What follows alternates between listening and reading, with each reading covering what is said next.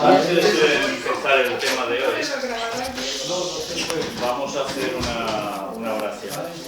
Okay.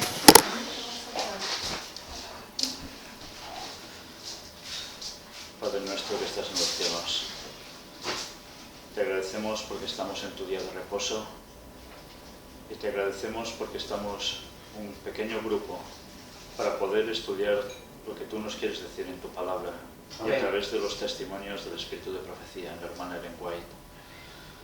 Te queremos pedir que tú abras nuestras mentes, que el Espíritu Santo nos dé el conocimiento que necesitamos para enfrentar todo lo que nos espera a partir de ahora y hasta el fin de los días.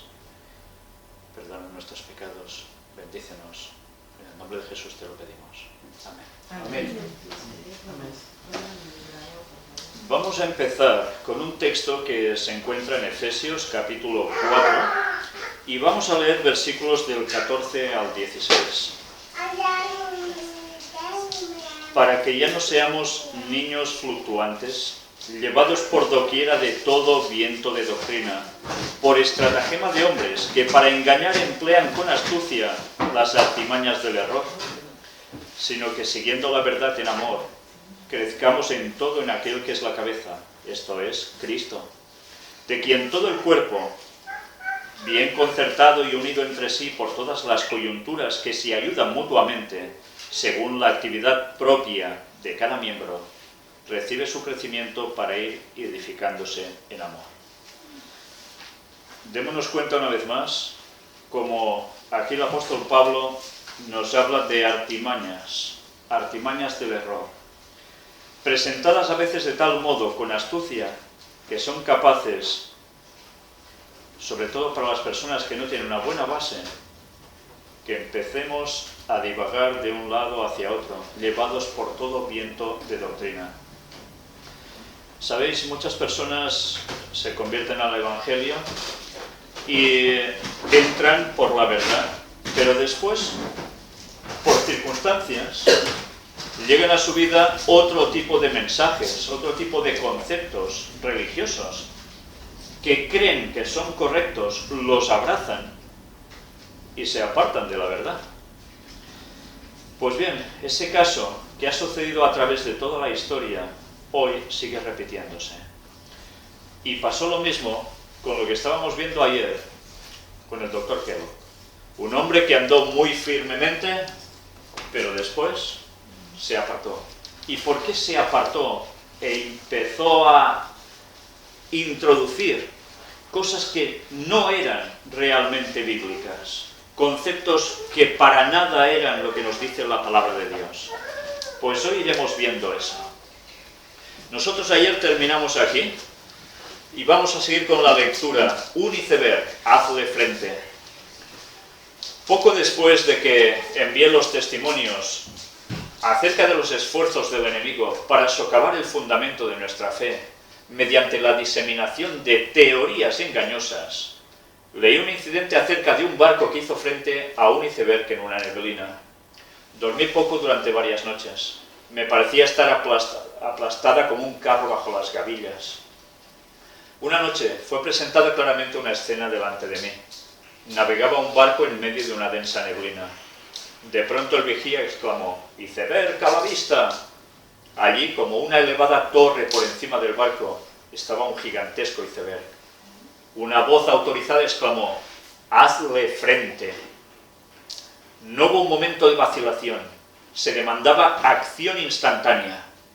El maquinista dio marcha a todo vapor y el timonel dirigió el barco directamente contra el iceberg.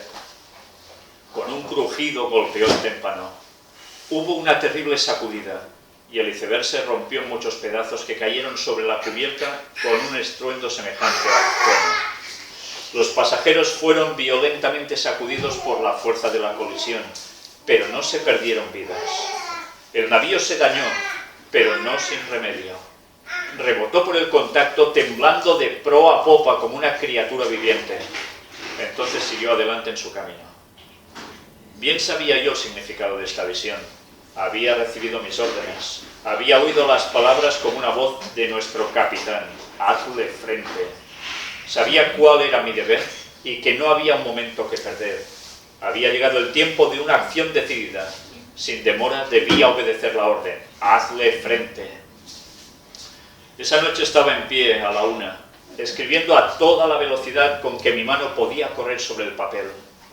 Durante los pocos días subsiguientes trabajé desde temprano hasta tarde, preparando para nuestros hermanos las instrucciones que me fueron dadas acerca de los errores que estaban introduciéndose entre nosotros. He estado esperando que hubiera una reforma cabal y que se mantuvieran los principios por los cuales luchamos en los primeros días y que fueron presentados con el poder del Espíritu Santo. ¿Os habéis dado cuenta? Hubo una situación muy adversa. Los escritos del libro de Living Temple decían mensajes que para nada estaban en plena conformidad con lo que ellos habían establecido gracias al fundamento de la palabra de Dios. Y tuvo esta visión.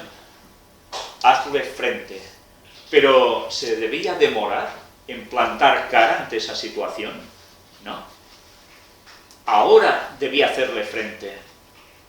Esto es importante, porque cuando una doctrina entra equivocadamente en un grupo, hay que cortarlo por lo sano. Hay que encararlo enseguida. Si vamos pensando, bueno, quizás se van a ir dando cuenta que esto es equivocado, vayamos dejando pasar el tiempo, eso es fatídico, porque eso sí que es como un cáncer que se extiende, pero del cual difícilmente ya hay cura. Elena White recibió la orden, enfréntalo. Y eso es lo que cada adventista debería hacer en sus iglesias. En el momento que oyen desde un púlpito que algo que se está diciendo no es correcto, habría que decir las cosas con amor, con tacto, pero hay que decir las cosas. Si eso no se encara, el mal se va a extender, porque cada concepto erróneo que se transmite, las mentes lo reciben y fácilmente lo pueden llegar a abrazar. Y cuando el error es abrazado, la verdad se va a apartar. ¿Quién se va a apartar en definitiva? El Espíritu Santo, que es el que puso los fundamentos de la verdad. El firme fundamento de nuestra fe. Muchos de nuestros hermanos no comprenden cuán firmemente han sido establecidos los fundamentos de nuestra fe. Mi esposo, el pastor José Bates, el padre Pierce, el pastor Hiram Edson y otros que eran perspicaces, nobles y leales, se contaban entre los que después de pasar la fecha de 1844 escudriñaron en procura de la verdad como quien busca un tesoro escondido. Es después del gran chasco, ya lo sabéis, que de 20.000 adventistas que había quedaron prácticamente 4, muy pocos, y siguieron indagando. Me reunía con ellos y estudiábamos y orábamos fervientemente. Con frecuencia permanecíamos juntos hasta la tarde en la noche. Y a veces pasábamos toda la noche orando en procura de luz y estudiando la palabra. ¿Habéis hecho vosotros esto alguna vez? Que no. Nos damos cuenta cómo esta gente tenía un sentir verdaderamente extraordinario que nos supera tantas veces como podamos imaginarnos. Estaban anhelantes de conseguir una verdad. Salieron de un chasco tremendo y querían conocer cuál era la verdad. Por eso hacían esto. Y Dios premió estos actos. Porque eran actos de fe, de buscar. Vez tras vez, esos hermanos se reunían para estudiar la Biblia a fin de que pudieran conocer su significado y estuvieran preparados para enseñarla con poder. Mirad una vez más cómo el conocimiento, cuando se recibe, no hay que callárselo. El conocimiento es para volverlo a entregar a los demás. Divulgarlo. Una luz que sea para uno y se la guarde, ¿de qué sirve? ¿Qué dijo Jesús? Si la pones debajo de la cama, ¿de qué te va a servir? A ti quizá aún, pero al resto, pero esa luz se va a volver contra ti. Cuando llegaban al punto en su estudio donde decían, no podemos hacer nada más, el Espíritu del Señor descendía sobre mí y era arrebatada en visión y se me daba una clara explicación de los pasajes que habíamos estado estudiando. con instrucciones en cuanto a la forma en que debíamos trabajar y enseñar con eficacia. Así se daba luz que nos ayudaba a entender los textos acerca de Cristo, su misión y su sacerdocio. Una secuencia de verdad que se extendía desde ese tiempo hasta cuando entremos en la ciudad de Dios me fue aclarada y yo comuniqué a otros las instrucciones que el Señor me había dado. Durante todo ese tiempo no podía entender el razonamiento de los hermanos. Mi mente estaba cerrada, por así decirlo, y no podía comprender el significado de los textos que estábamos estudiando. Mirad, esto sí es importante. Ellen White nos está aclarando que ella misma, cuando los hermanos estaban estudiando, ella no captaba la importancia de los textos, no sabía terminar de discernir. Y entonces es cuando le venía algo de visión y le aclaraba los conceptos. Y entonces es cuando ella, al decir esto, los otros hermanos comparaban, buscaban si lo que ella expresaba de esa visión era verdaderamente lo que iban a decir esos textos bíblicos. Y les daba más horas de margen para seguir estudiando y confirmar la verdad. Y así se puso los fundamentos claves del adventismo. Fue de este modo. No porque Ellen White tuviera una percepción increíble ya de por sí, sino gracias a las visiones que Dios le mostraba y servía para encauzar correctamente los pasajes bíblicos. Este fue uno de los mayores dolores de mi vida. Quedaba en esta condición mental hasta que se aclaraban en nuestras mentes todos los principales puntos de nuestra fe, en armonía con la palabra de Dios. Los hermanos sabían que cuando yo no estaba en visión, no podía entender esos asuntos, y aceptaban como luz enviada del cielo las revelaciones dadas. Durante 2 o 3 años, mi mente continuó cerrada a la comprensión de las Escrituras. En el curso de nuestras tareas, mi esposo y yo visitamos al padre Andrews, que estaba sufriendo intensamente de reumatismo inflamatorio. Oramos por él. Puse mis manos sobre su cabeza y dije: Padre Andrews, el Señor Jesús te sana. Fue sanado instantáneamente. Se levantó y caminaba por la habitación alabando a Dios y diciendo: nunca antes vi cosa semejante. Ángeles de Dios están en esta habitación. La gloria del Señor fue revelada. La luz parecía brillar por toda la casa y la mano de un ángel reposó sobre mi cabeza. Desde ese momento hasta ahora he podido entender la palabra de Dios. ¡Qué proceso! ¡Qué proceso tan maravilloso!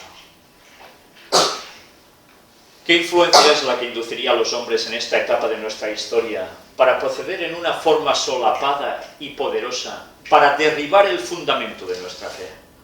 El fundamento que fue colocado en el principio de nuestra obra mediante estudio de la palabra, acompañado de oración y mediante revelación. Sobre este fundamento hemos estado construyendo durante los últimos 50 años. ¿Os sorprende que cuando veo el comienzo de una obra que desplazaría algunas de las columnas de nuestra fe, tenga yo algo que decir? Debo obedecer la orden. Hazle frente. Debo dar los mensajes de amonestación que Dios me da y luego dejar con el Señor los resultados. Debo presentar ahora el asunto con todo lo que implica, pues el pueblo de Dios no debe ser despojado. Mirad cómo ella tenía todo el peso, lo sentía, de tener que poner las cosas en su sitio. Ojalá cada cristiano sintiera lo mismo cuando entra un viento de doctrina que está tirando, echando por tierra las verdades de la palabra de Dios. Somos el pueblo que guarda los mandamientos de Dios. Durante los últimos 50 años, toda suerte de herejías han sido presentadas para dominarnos, para nublar nuestras mentes acerca de la enseñanza de la palabra. Especialmente acerca de la administración de Cristo en el santuario celestial y el mensaje del cielo para estos últimos días, como es dado por los ángeles del capítulo 14 del Apocalipsis. Mensajes de toda especie han sido presentados a los adventistas del séptimo día para ocupar el lugar de la verdad que, punto por punto, ha sido descubierta mediante estudio con oración y testificada mediante el poder del Señor que obra milagros. Pero los hitos que nos han hecho lo que somos han de ser preservados y serán preservados, como Dios lo ha manifestado mediante su palabra y el testimonio de su Espíritu. Él nos insta a aferrarnos firmemente, con el vigor de la fe, a los principios fundamentales que están basados sobre una autoridad incuestionable. No hay otra autoridad, es esta. Y aquí tenéis el esquema de lo que ella misma definió como apostasía omega. Ayer vimos cómo ella estaba preocupada no solo por la apostasía alfa, la del doctor Kellogg de su tiempo, sino también por la apostasía que vendría después, que iba a ser peor. Hay una serie de pasos que debemos tener claros. Hay 8 puntos que tienen que ver directamente en qué es esa apostasía omega, y vamos a ver cómo ella también los define. La proclamación del mensaje del tercer ángel sería detenida. Esto lo vamos a ver después en la cita correspondiente. Se mostraría indiferencia a las señales de los tiempos. ¿Os suena de algo esto? Se promovería un sistema de adoración que desvíe la mente de Dios con una música no santificada.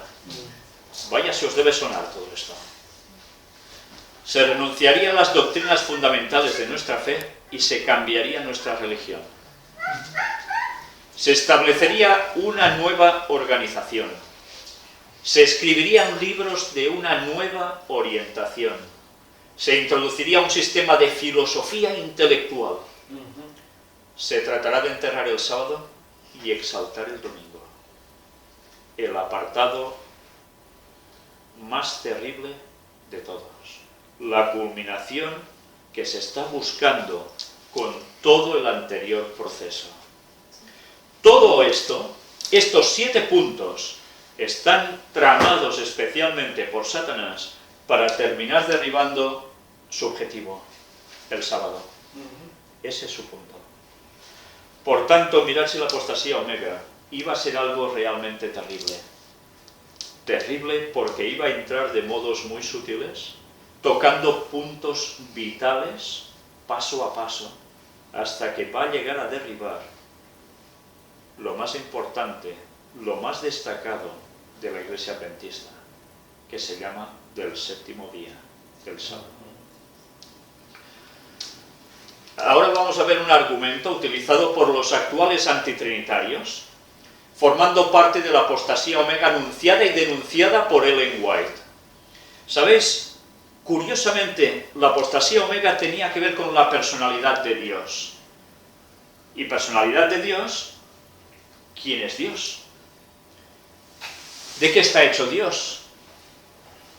¿Cómo se mueve Dios? ¿Cómo actúa? Pues bien, esa apostasía alfa, ¿sabéis? Ya lo iremos viendo. Tenía que ver con el panteísmo. El doctor Kellogg ya dijo algo en sus escritos que vendría a ser como si vosotros veis la película de Star Wars, la Guerra de las Galaxias. Hay una fuerza que está en cualquier cosa de la creación. Y a esa fuerza él le llamaba Espíritu Santo. No lo ponía exactamente como entendemos nosotros ahora. Curiosamente, esa era la apostasía alfa. Veremos que hay un diálogo escrito también entre Kellogg y los presidentes adventistas de ese momento, los dirigentes adventistas, donde se suscita una polémica al respecto. Y debemos recordar algo. Nuestros pioneros en un principio, ¿de dónde provenían? ¿Eran todos ya adventistas, con los credos adventistas tal cual? No. Provinieron de distintas denominaciones, pero a tal punto que la mayor parte de ellos, sobre todo los que eran dirigentes, venían de grupos que eran antitrinitarios. Si leéis sus escritos, os daréis cuenta que ellos no creían en Padre, Hijo y Espíritu Santo, en las 3 personas de la divinidad. Pero ellos tampoco hacían algo. No seguían la dieta que ahora conocemos como de la Reforma Pro Salud. Comían cerdo, bebían licores, fumaban o mascaban tabaco. Tenían muchas cosas que habían arrastrado aún de la etapa anterior de sus vidas. Y esos conceptos aún no estaban delimitadamente claros entre la doctrina adventista. Y veremos escritos de ellos que reflejan esto precisamente. Y Kellogg utiliza estos puntos que aún no estaban claros dentro de la iglesia adventista para hurgar allí y empezar a crear confusión. Y veréis que hay diálogos donde él dice, el Espíritu Santo, Elena White presenta varias cosas. Y como vimos ayer, Elena White decía, hay cosas que coinciden con lo que yo he escrito y hay cosas que no. Y los argumentos que estaba presentando Kellogg estaban mezclando conceptos, verdad con error. Y muchos se los creyeron. Pero eso causó un grave problema en la iglesia. Curiosamente, esa era la apostasía alfa. Tenía que ver también con el Espíritu Santo, que es la clave para llegar a la verdad. Pero es que la apostasía omega no iba a ser tan distinta. Iba a ser lo mismo, pero aumentado. Y además, como consecuencia, tendría implicaciones en todas las ramas, en esos 8 puntos que habéis visto. 8. Mirad ahora, es una porción de un libro que me hicieron llegar a mí personas antitrinitarias. Sabéis que cuando presenté los 9 temas sobre el Espíritu Santo y otros que me quedan aún pendientes por mostrar, recibí muchos escritos de personas antitrinitarias que muy pocos fueron amables diciéndome que yo estaba equivocado. La mayor parte de ellos les salió un espíritu que realmente de santo tenía poco. Pero bien, otras personas con las cuales tuve cierta afinidad me hicieron llegar este libro, porque ellos eran adventistas del séptimo día, creían en lo mismo que nosotros, pero después se hicieron antitrinitarios y me querían convencer a mí, entre los cuales había la familia de un pastor. Y bien, me hicieron llegar un libro que pude extraer, como siempre, examinarlo todo y retener lo bueno. Tengamos eso presente. Os diré la verdad, de aquí veréis escaneadas unas cuantas páginas. El resto lo leí y cuando vi que no se aguantaba por ningún lado, porque todo lo que allí decía yo lo pude estar exponiendo en las 9 temáticas sobre el Espíritu Santo, derribando todos esos argumentos tan absurdos, manipulados, falsos, que cogí, los arranqué y me interesó solo este apartado, que me sirvió precisamente para poderoslo mostrar ahora. Aquí tenéis el razonamiento que ellos utilizan. Y mirad una vez más la sutileza para mezclar verdad con error y confundir. Y nos hablan de la apostasía alfa. Y si nosotros entendemos por la apostasía alfa algo que hicieron respecto al Espíritu Santo, vais a ver cómo ellos entienden lo mismo, pero giradito. El doctor Kellogg, inventor brillante y médico nutricionista, fue uno de los más famosos hombres en la historia de la Iglesia Adventista del Séptimo Día. El mundo lo recuerda como el director del famoso Sanatorio de Salud Battle Creek en Michigan. La Iglesia lo recuerda por sus enseñanzas panteístas en su famoso libro The Living Temple, el Templo Viviente. ¿Os dais cuenta? El Templo Viviente era el título en español. ¿Qué significa un templo viviente? Nuestro cuerpo es el templo viviente porque el Espíritu Santo habita en él, ¿verdad? Pues ya nos estaba haciendo referencia a qué iba a referirse ese libro. El 18 de febrero de 1902, a la altura de su influencia en la Iglesia Adventista, el sanatorio Battle Creek se quemó. El doctor Kellogg, que enseguida hizo planes para reconstruirlo, le pidió a la conferencia general que le ayudase. El pastor Daniels le sugirió al doctor Kellogg que escribiera un libro sencillo sobre fisiología y salud, y que fuera vendido por los adventistas del séptimo día en los Estados Unidos, y que quizás se podría vender 500.000 de copias y que las ganancias fueran usadas para reconstruir el sanatorio. Todos sabéis esa escena, supongo, del doctor Kellogg, que tenía el famoso sanatorio de Battle Creek. Se ha hecho película cinematográfica, con Matthew Broderick como protagonista, y al doctor se le pasa algo. se va desviando de la verdad, y esto evidentemente la película no lo refleja, eso va por otros derroteros, pero lo que sí sabemos por la historia verdadera es que el doctor empieza a abrazar esta serie de conceptos que ya veremos de dónde le vienen,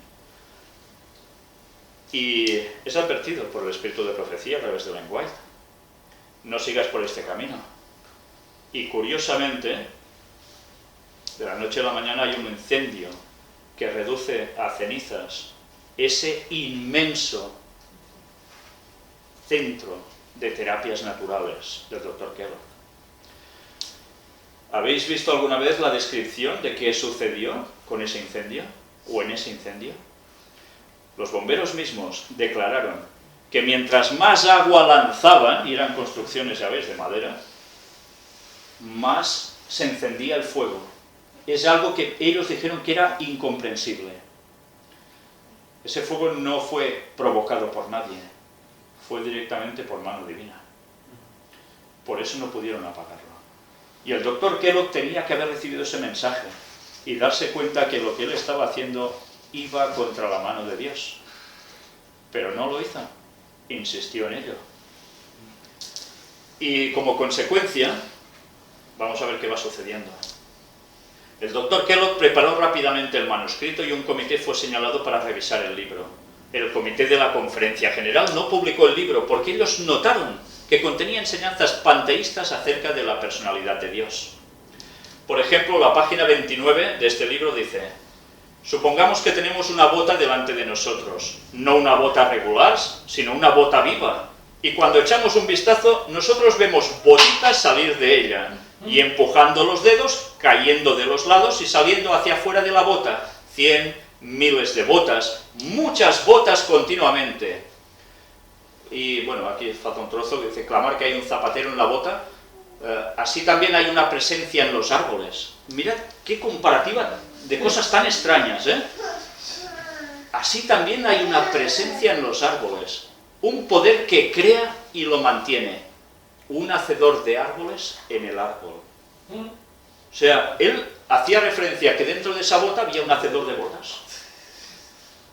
Claro, es que ya son conceptos que dices, aquí hay algo que no termino de ver claro. ¿Qué es esto?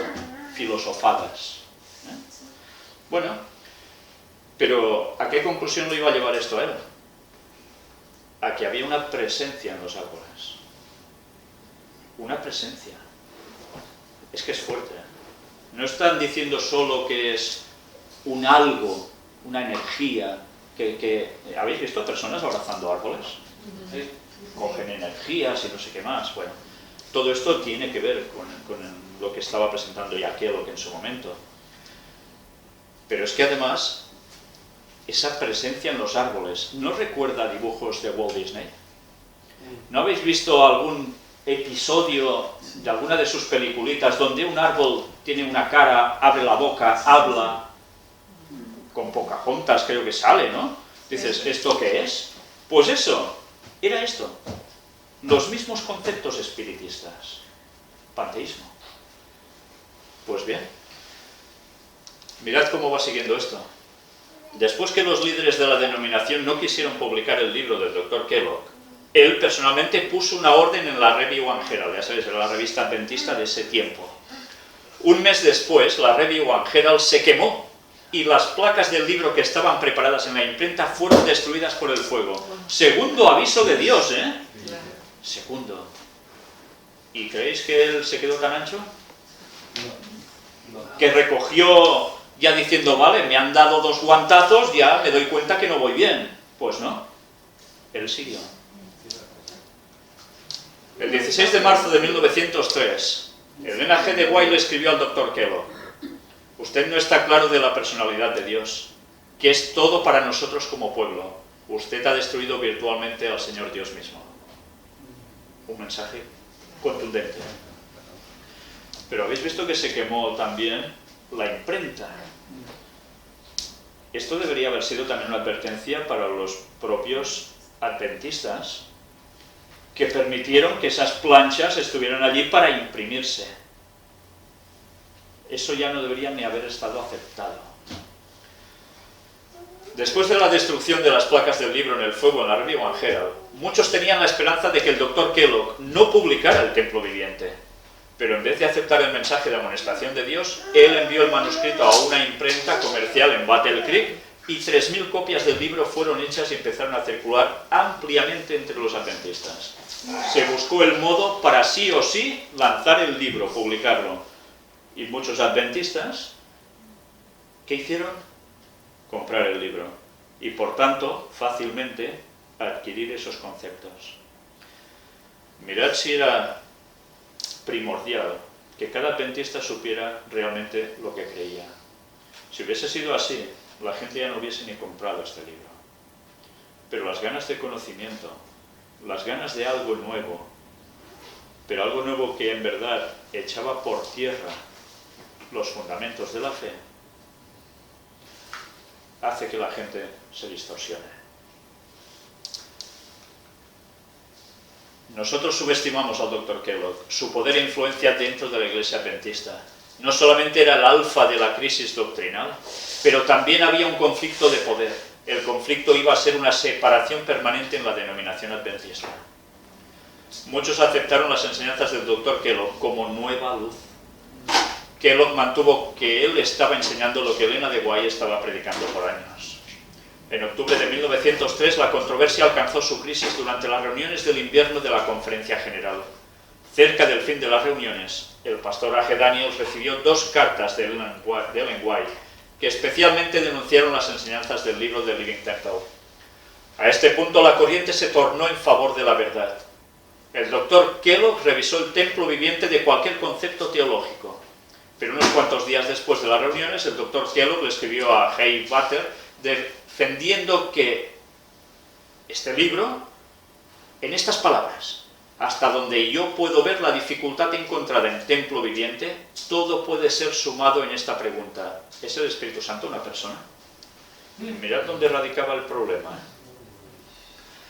Usted dice que no, pero yo supongo que sí, por la razón de que la Biblia dice que el pronombre personal él es usado cuando se habla acerca del Espíritu Santo. La hermana White usa el pronombre él y ha dicho en muchas palabras que el Espíritu Santo es la tercera persona de la divinidad. Mirad, esto lo estaba argumentando Kellogg.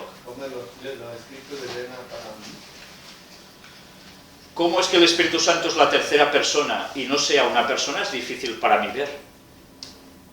Él entendía que el Espíritu Santo sí era una persona, pero cuidado, una persona que no tuviera cuerpo, para él no se podía entender. Por tanto, ¿qué fue diluyéndose de esto? Pues que este Espíritu Santo, si era así y era tan raro, pues estaba dentro de cada cosa, como dentro de los árboles. ¿Entendéis? Fue una derivación por no entender que el Espíritu Santo no se rige por estar dentro de un cuerpo, como vino Jesús aquí, o como Dios Padre, sino que Él adoptó o tiene otra virtud, otro rol dentro de la divinidad. Por eso el Espíritu Santo puede estar en todos nosotros. Jesús no podía hacer esto como persona, lo debía hacer Espíritu, y era el Espíritu Santo, la tercera persona de la divinidad, que no tiene un cuerpo tal como nosotros entendemos. Pero Él regiró todo esto tan sutilmente para hacer que en los propios primeros adventistas se creara un conflicto. Y aprovechó, y ahora lo vais a ver, cómo precisamente esos primeros adventistas aún no tenían todos claro que el Espíritu Santo era la tercera persona de la divinidad. Muchos adventistas creen que las enseñanzas erróneas de Kellogg eran solamente en el entendimiento panteísta acerca de Dios, pero muchos no saben lo que el Dr. Kellogg omitió en sus cartas a Hay Butler. Para el Dr. Kellogg la pregunta más importante que Living Temple presentaba era: ¿es el Espíritu Santo una persona o no? Los líderes trataron de convencer al Dr. Kellogg de que el Espíritu Santo no era una persona separada del Padre y el Hijo, sino la naturaleza interna que ellos comparten. ¿Os dais cuenta cómo aquí hay un juego extraño? Kellogg apeló a citas hechas por Elena White y trató aparentemente de justificar su nueva enseñanza. El próximo día el pastor Daniels le escribió al pastor William C. White acerca de Kellogg. Desde que las reuniones se cerraron, yo he sentido el deseo de escribirte confidencialmente acerca del Dr. Kellogg y sus planes de revisar y publicar The Living Temple, pero no quise apresurarme para cerciorarme de lo que él estaba haciendo. Hace unos días atrás recibimos una carta del Dr. Kellogg, y él dice que antes de venir a las reuniones, él estaba pensando en los hechos anteriores, y pensó en dónde había hecho un pequeño error al expresar su opinión. Daniels continúa. Él dijo que en todo el camino de su trayectoria tenía un problema de cómo expresar el carácter de Dios y su relación con la creación. Él se sintió seguro que él creía tal como los testimonios enseñaban, y lo que el Dr. Wagoner y el pastor Jones habían enseñado por años, pero él había llegado a creer que ninguno de ellos habían expresado sus opiniones en una forma correcta.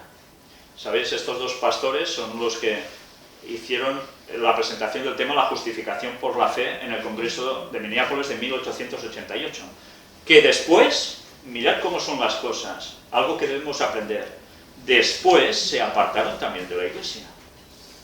¿Sabíais que estos dos pastores que fueron tan vitales y respaldados por Ellen White terminaron fuera de la denominación también? Esto quiere decir que a veces podemos creernos muy firmes, pero vayamos con cuidado, porque el paso del tiempo puede hacer que algo se introduzca en nosotros, o algo que tenemos no termine de estar bien y termine llevándonos al otro lado. Él después dijo que sus puntos de vista en relación con la Trinidad se habían puesto en su camino al tratar de hacer una clara y absoluta declaración correcta, pero que en poco tiempo él había llegado a creer en la Trinidad y que ahora podía ver claramente dónde estaba la dificultad y que él estaba claro y satisfecho en relación al problema. Él me dijo que ahora él creía en Dios el Padre, Dios el Hijo y Dios el Espíritu Santo, y que su punto de vista fue el Espíritu Santo y no Dios el Padre, que llenaba todo el espacio y toda cosa creada. ¿Os dais cuenta? El problema no es que él desechara que había la tercera persona de la divinidad, el Espíritu Santo, sino ese concepto de que el Espíritu Santo estaba en cada cosa, algo muy distinto. El pastor Butler respondió a Kellogg en relación a sus falsas enseñanzas con estas palabras. En cuanto a que la hermana White y usted están en perfecta armonía, yo tengo que dejar eso entre usted y la hermana White. La hermana White dice que no hay perfecta armonía. Usted clama que sí. Yo sé que algunas observaciones de ella parecen darle un fuerte apoyo que usted clama que ella hace. Yo tengo que ser honesto y lo suficiente cándido para decir eso, pero yo tengo que darle el crédito hasta que ella haga la diferencia. Y no creo que usted pueda estar totalmente satisfecho para decirnos que ella lo haya hecho. Luego Butler agrega, Dios mora en nosotros por su Espíritu Santo, como consolador y amonestador, especialmente lo primero. Cuando nosotros venimos a Él, participamos de Él en ese sentido, porque el Espíritu viene de Él, sale de Él, viene del Padre y del Hijo. No es una persona caminando o volando como un ser literal en ningún sentido, como Cristo y el Padre son. Si lo es, a lo menos, es totalmente más allá, lejos de la comprensión del lenguaje o palabra. Mirad cómo aquí los conceptos se van dando, cómo es el Espíritu Santo, lo que ellos iban entendiendo. Y ya sabéis que Elena White tuvo que ir mostrando en numerosos escritos que verdaderamente el Espíritu Santo es la tercera persona de la divinidad, cómo actúa, todo fue esencial para poner las cosas realmente en su sitio. ¿Por qué razón los líderes estaban sorprendidos y molestos con Kellogg y sus enseñanzas especulativas acerca del Espíritu Santo y la Trinidad? Simplemente porque en ese tiempo la Iglesia Adventista era estrictamente no trinitaria, como se comprueba por sus creencias fundamentales y libros publicados. Todos los líderes de la Iglesia y la mayoría de los adventistas estaban en armonía sobre esto. Supongo que esta historia la conocéis, ¿no? Cualquier persona que publicara o enseñara conceptos panteístas o trinitarios definitivamente estaba en desacuerdo con el fundamento de la Iglesia establecido por largo tiempo sobre la enseñanza acerca de Dios. Aunque el Dr. Kellogg continuó citando a Elena White en aprobación de su enseñanza, ella creyó que esta crisis doctrinal era la más grande controversia a la que la Iglesia Adventista se estaba enfrentando. Todo por sutilezas, por cambios que parecían pequeñitos, pero que llevaban grandes trascendencias. Mirad cómo los argumentos de los antitrinitarios se están centrando en esto. los primeros adventistas no eran trinitarios y eran los que estaban en el error, que Kellogg tenía la razón. Y no se dieron cuenta que realmente los adventistas llegaron a conocer la verdad en su momento, y fue gracias precisamente al espíritu de profecía que iba mostrando claramente quién era el Espíritu Santo en verdad. Luego la Iglesia Adventista lo hizo oficial como parte de sus creencias, pero como en esos tiempos aún no estaba todo redactado así, en eso se basan los antitrinitarios, y así ha vuelto a salir la apostasía omega. La misma apostasía de antes se estaba repitiendo ahora. Y eso ya hace unos años que está actuando. Pero no es solo ese tipo de apostasía, sino que habría más cosas que se iban a añadir a esta apostasía omega.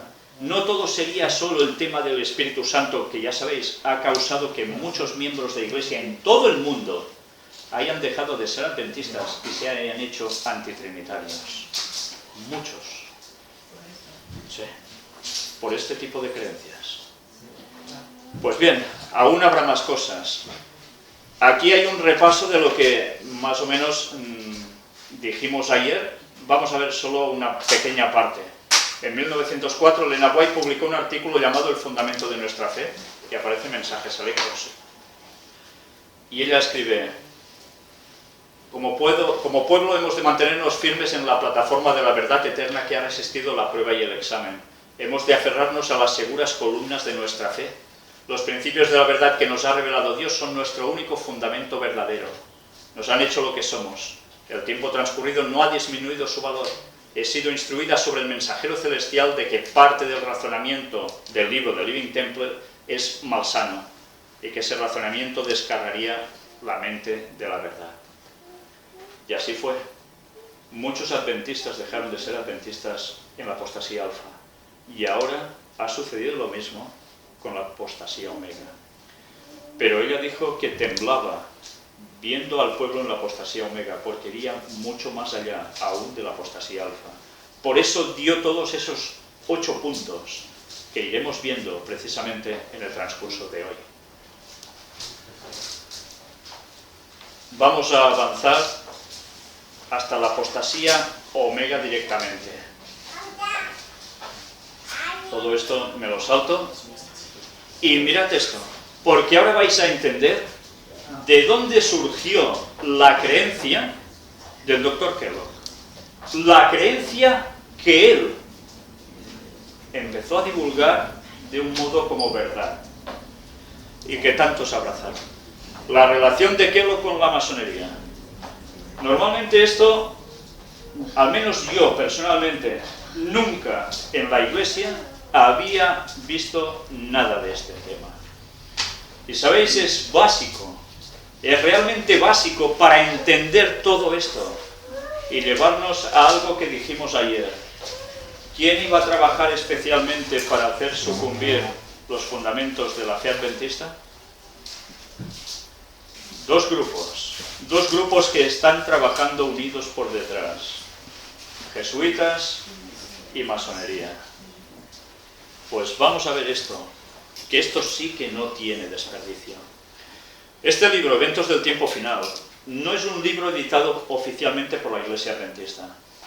Está hecho por algún miembro adventista latinoamericano que editó en un libro, ya veis, con el mismo formato que los tradicionales de Ellen White, y recopiló muchas citas que en español no estaban traducidas.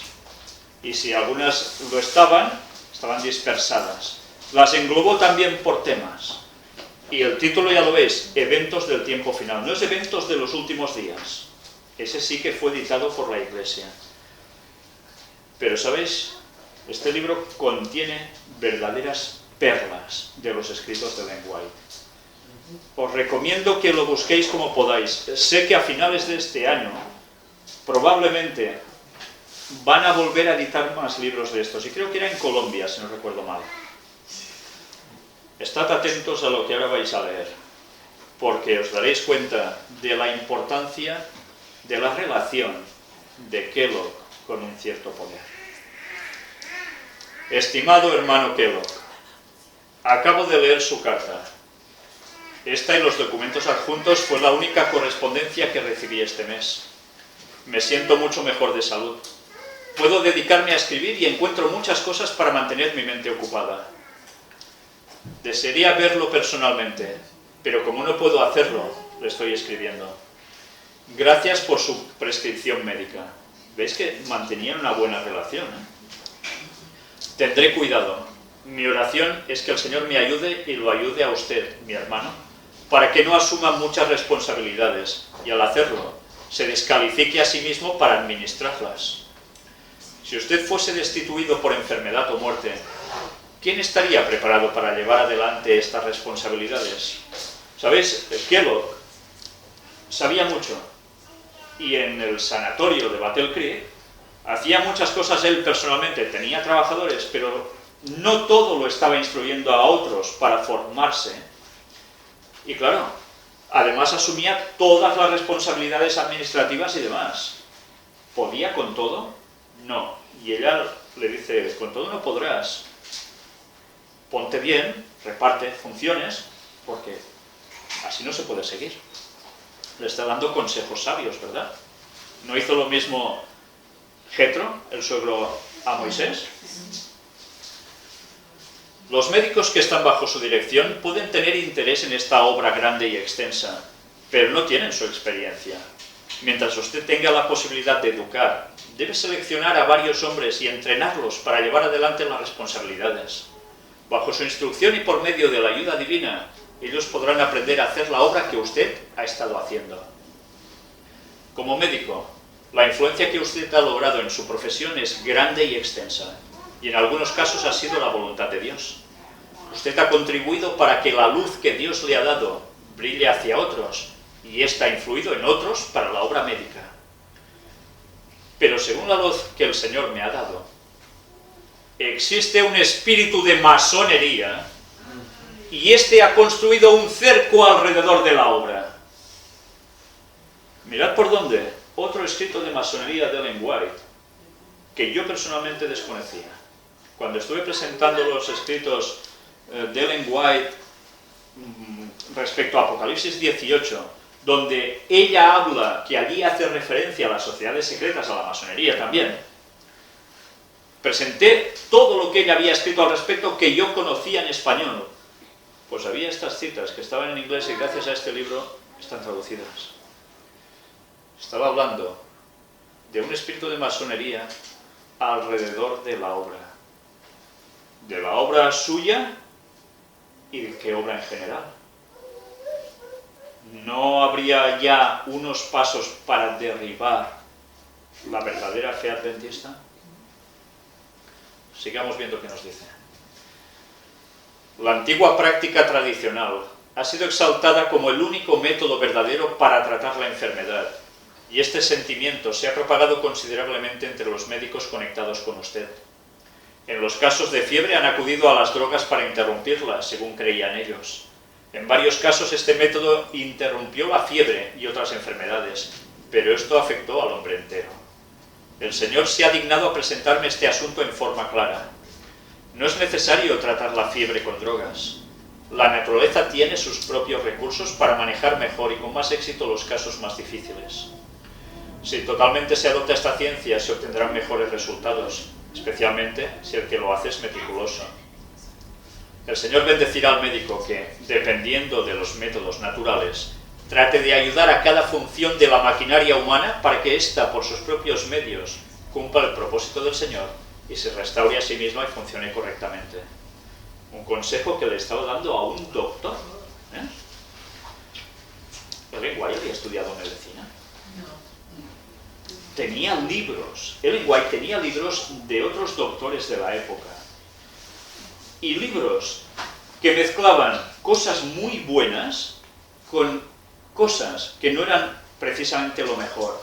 Y ella en visión sabía discernir cuál porción del libro era correcto y cuál no. Y es lo que ella extrajo para terminar haciendo libros de salud como los que tenemos escritos por ella. no es todo de su puño y letra, sino que muchos de esos apartados están extraídos de obras de doctores de su época.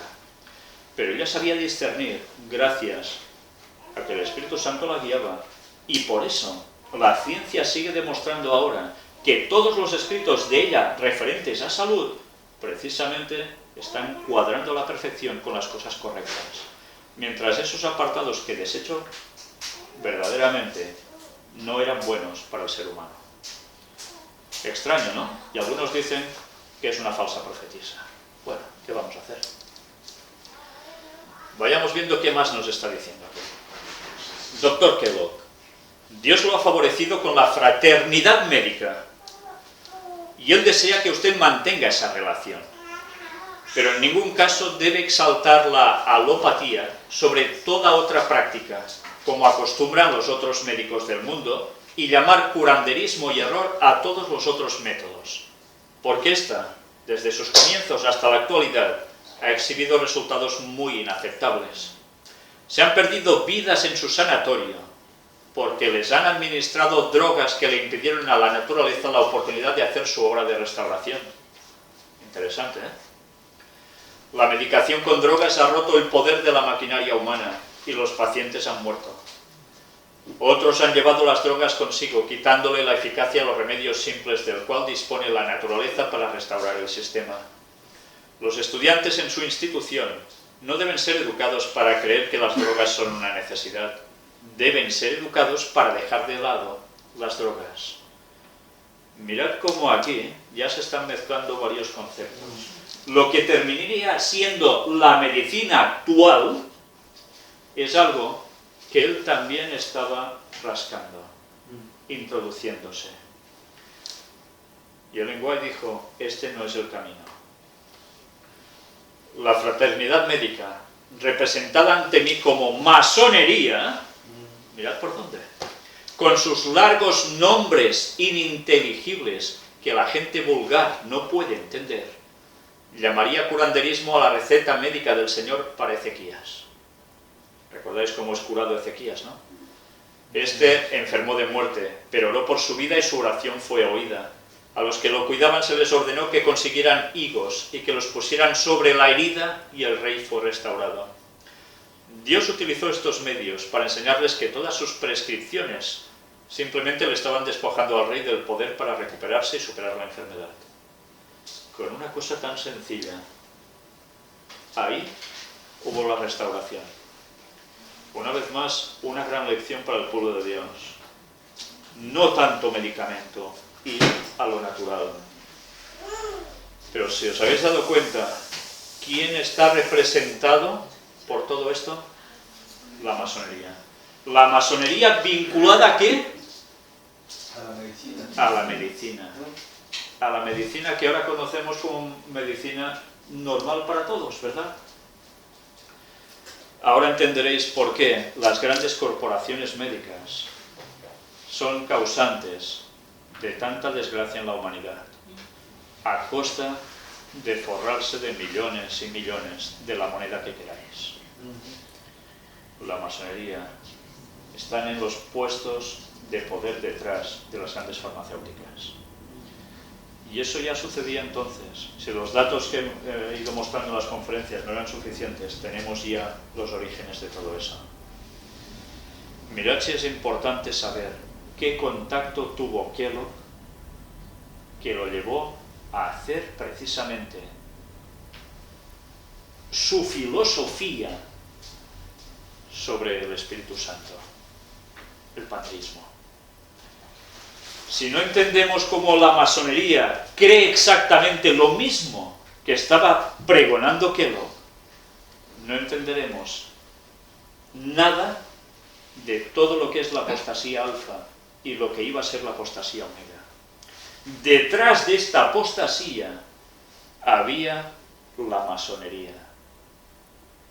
Y la masonería introdujo sus tentáculos a través de mismos adventistas. La infiltración funciona de modos excelentes.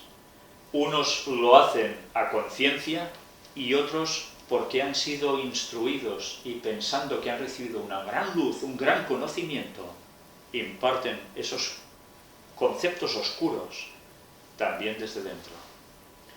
Esto no es de ahora, años 1900. Mirad si hace años que se está trabajando para hacer sucumbir la verdad adventista. Mientras ellos siguieran con sus tratamientos, no podrían salvarle la vida a Ezequías. El Señor distrajo sus mentes de sus pociones mágicas y les mostró un simple remedio de la naturaleza. En estas instrucciones hay lecciones para todos. Los jóvenes que van a Ann Arbor para obtener una educación que, según piensan ellos, los exaltará como eminencias en el tratamiento de la enfermedad con las drogas, descubrirán que éstas producen la pérdida de vidas en lugar de la restauración de la salud y de la fuerza. Y ahora deberíamos preguntarnos, ¿y en los hospitales adventistas qué se está suministrando? ¿Qué terapias se están dando? ¿Se está haciendo caso de lo que dijo ya Ellen White en sus tiempos? ¿O se ha optado por ir por la vertiente masónica? Sí, hemos de decirlo claro, es la vertiente masónica. Estas mezclas son una doble carga para la naturaleza, y miles de personas pierden la vida en el esfuerzo por lanzar fuera los venenos que éstas contienen. Debemos abandonar las drogas por completo, porque al usarlas introducimos un enemigo en nuestro cuerpo. Escribo esto porque tenemos que combatir la costumbre de los médicos de este país de usar drogas, y no queremos que esto se introduzca sigilosamente en nuestro medio, como sucedió en Battle Creek. En Battle Creek, él ya estaba suministrando esto. Queremos cerrar la puerta al enemigo antes de poner en peligro las vidas de los seres humanos. Pero mirad cómo esto puede ser peligro por cuestiones de salud física, pero cómo puede ser peligro para la salud espiritual de las personas. Porque esto va asociado. ¿Cuántas veces entendemos con claridad que el cuerpo, la mente, el espíritu, va todo unido? Y Elena White nos lo recalca, y los textos bíblicos nos dicen lo mismo. Cuida bien tu cuerpo, tendrás una mente más clara, más potente, y por tanto estarás más limpio, y tu canal con Dios va a ser tremendo, porque podrás percibir el mensaje que Él te quiere dar, y sabrás discernir los engaños satánicos. Por eso el pueblo de Dios debería cuidarse en todos los sentidos. Y a veces hablamos solo de cuidarse en temas de nutrición. ¿Cuántas personas se cuidan en temas de ejercicio? Porque una cosa sin la otra es coja. El cristiano adventista debería ser un cristiano ejemplar también en su físico. ¿Sí? Porque lo que primero predica de nosotros, ¿qué es? ¿Qué es? Vuestra apariencia. Nuestra apariencia. ¿Cómo vamos a hablarles a la gente de reformas pro salud si ven que nosotros somos no lo mejor? A Jesús, ¿por qué la gente ya se lo quedaba mirando de un principio?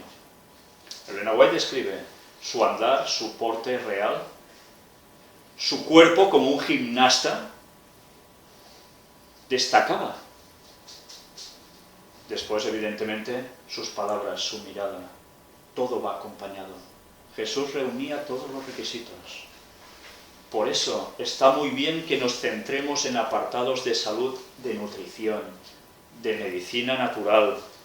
Pero si no movemos nuestro cuerpo y lo trabajamos para darle gloria a Dios, nuestro cuerpo es templo del Espíritu Santo y también estamos pecando.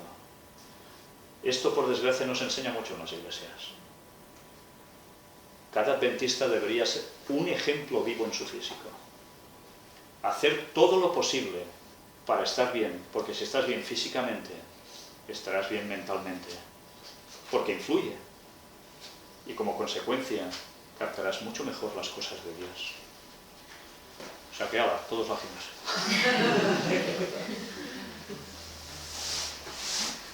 Doctor Kellogg, estoy preocupada por saber cómo conseguir los medios, pero no le pido que tome esta carga sobre usted. Dios prohíbe que usted tenga que llevar cualquier carga innecesaria. Haré una cosa, Apelaré a cada iglesia sin tener en cuenta las personas que están en posiciones de responsabilidad.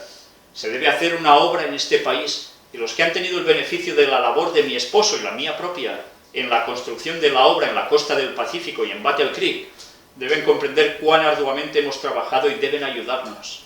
No apelaré a la asociación, apelaré al pueblo para que nos ayude.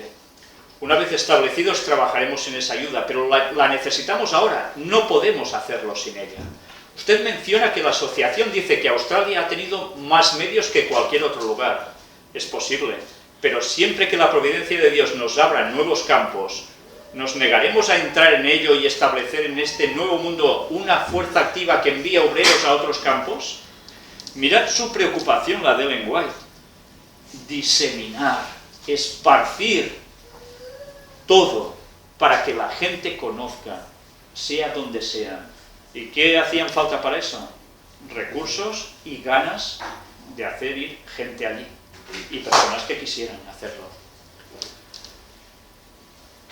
El texto es largo, ya me lo voy a ir saltando, pero creo que con esto ha sido suficiente para ver qué había detrás de Kellogg. ¿Qué le influyó a Kellogg para generar la apostasía alfa?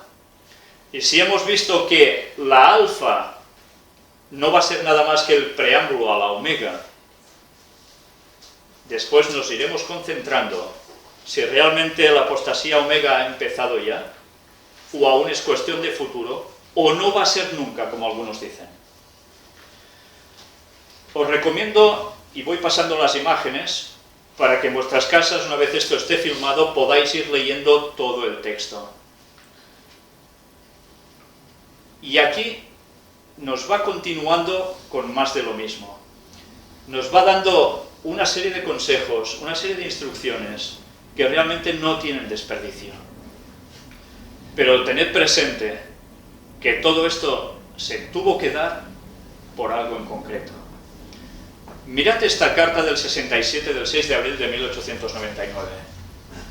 La influencia que usted ha logrado en su profesión como médico es grande y extensa, y en algunos casos ha sido la voluntad de Dios. Usted ha contribuido para que la luz que Dios le ha dado brille hacia otros, y está influido en otros para la obra médica. Pero según la luz que el Señor me ha dado, existe un espíritu de masonería libre, y este ha construido un cerco alrededor de la obra. Mirad cómo aquí ya no solo nos habla de masonería, sino en esta otra carta, que es prácticamente lo mismo, hay una palabra que es masonería libre. La masonería está dividida, o estaba dividida, en dos. Y una de ellas era la libre. La libre es la que sirvió para que no solo fueran ya los arquitectos, los constructores de catedrales y demás, y los que vinieron después de esto, sino que en la masonería libre podía entrar cualquier persona. Y uno de los primeros gremios que entró fue precisamente el gremio de los médicos. Sabiendo esto de historia, podéis ya llevar a determinación que la masonería se ha ido moviendo por distintos niveles.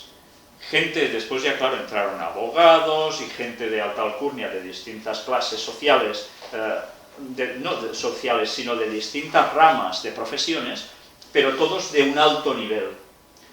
Y esta masonería libre es la que fue actuando, fue lo que pasó precisamente donde Kellogg tenía contacto, la masonería libre. Ya no hacía falta ser un gran arquitecto, podía entrar cualquier persona bien pudiente, con alto nivel intelectual, grandes conocimientos en su ramo, podía formar parte de esto. Y ahora imaginaos cuántas personas de buen nivel no habrán entrado funcionando precisamente con los conceptos de la masonería. Sabéis, a lo largo de los años he ido conociendo dentro de la Iglesia Adventista a masones. ¿Sí? Hay masones en la Iglesia Adventista. Algunos los he conocido personalmente, otros me han dicho, mira, la persona que venía a la iglesia conmigo y tal, me ha confesado que es masona. Y yo ya notaba que hacía cosas extrañas. Bueno, hasta llegar al punto de decirle: estamos infiltrando la iglesia desde hace muchos años y vamos a derribarla. Dices, bueno, ¿eso es mentira? No, eso es algo que viene desde esos años. Pero si la masonería ya iba actuando así, infiltrando sus conceptos, hubo un momento determinante en los cuales la orden de los jesuitas decidió poner plena mano por todas las iglesias protestantes. Y supongo que ya conocéis de sobra, y personalmente lo he presentado en varias ocasiones, los testimonios del ex jesuita Alberto Rivera, que murió asesinado por los suyos mismos, cuando él dijo claramente cómo había sido instruido para infiltrar él a la Iglesia Bautista, pero el primero de sus compañeros, que fue destinado a una iglesia protestante en 1960 y pico, el primero de todos fue destinado a infiltrar la Iglesia Adventista del Séptimo Día. Los masones ya estaban trabajando, pero los jesuitas tenían que dar su toque de gracia. Y ha sido cuando precisamente la Iglesia ha empezado a cambiar. Y ha empezado a cambiar de tal modo como lo que vamos a mostrar después. Y que verdaderamente, cuando vemos eso, ya vemos que algo ha pasado de verdad. El nombre del ex jesuita que nombró... Alberto Rivera. Sí. Sí, por YouTube podéis encontrar vídeos suyos con predicaciones y demás. Él es era de Las Palmas de Gran Canaria, era español.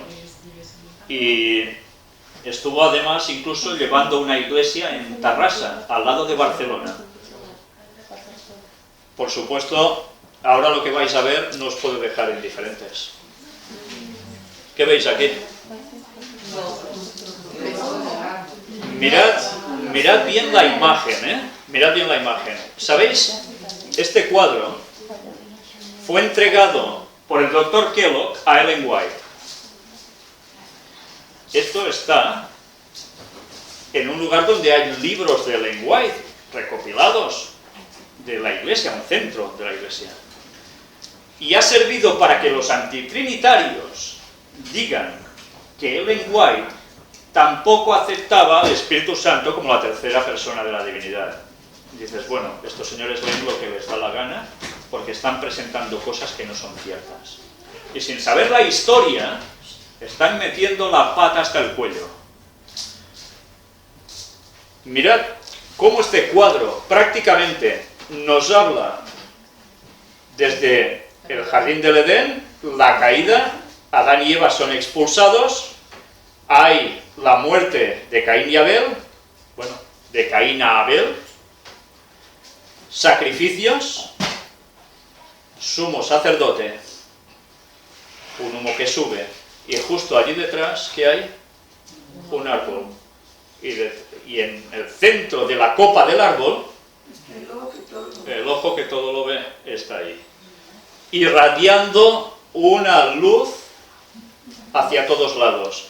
Justo la cruz de Cristo aquí, la cena del Señor con los discípulos y demás, personas contemplando el sacrificio de Cristo, y un camino aquí, que parece que hay hasta como una forma de cruz abajo, donde ya es otra vez paraíso. Pero ¿qué hay arriba? Y allí hay alguien, debe ser Jesús, supongo, viniendo en su reino, no lo sé, no lo sé discernir bien. Pero arriba hay la Nueva Jerusalén, con un personaje también allí, Jesús. Entonces, mirad qué mezcla de conceptos tan sutiles. Estaba aceptando prácticamente todo, pero eso sí, se debía introducir el paganismo más salvaje dentro de sus creencias, los conceptos masónicos puestos allí. Los conceptos masónicos que se mueven con este famoso ojo, que es el mismo ojo que, si recordáis la primera de las conferencias del Gran Engaño en el año 2006, os daríais cuenta cómo está precisamente en tantas iglesias y catedrales católicas. Porque detrás todo hay lo mismo. Los conceptos ocultistas detrás del catolicismo y detrás de la masonería son los mismos. La misma fuente de donde los dos han mamado. Y esa fuente es la fuente satánica. Por eso utilizan esos emblemas. Pues bien, ahora entenderéis por qué la apostasía alfa fue tan salvaje con la Iglesia adventista, causando esa fragmentación. Pero que su semilla quedó allí y ha surgido años posteriores en la Iglesia adventista de nuevo y ha causado que tantas personas se hayan ido.